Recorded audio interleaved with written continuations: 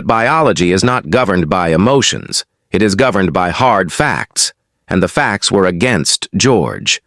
His genetic lineage came to an end, placing him among the rare great leaders whose legacy is confined solely to their achievements. If we examine this more deeply, Washington's childlessness proved to be a divine gift for American democracy. He had no son to claim the throne after him. Had Washington produced a biological heir, America might today be a hereditary monarchy rather than a free republic ruled by generations of the Washington family.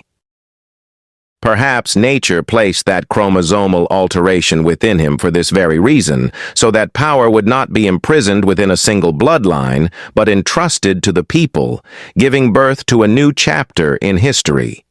This perspective gives the entire discussion a new direction, suggesting that sometimes a deficiency bestowed by nature becomes the catalyst for a monumental global transformation.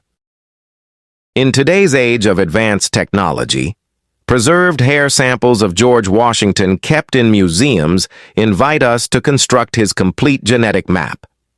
Scientists are attempting to determine conclusively whether he truly suffered from a genetic disorder in order to finally put centuries-old debate to rest. This narrative brings us to the point where history and science collide, reminding us that no matter how great a human being may be, they remain a prisoner of their DNA.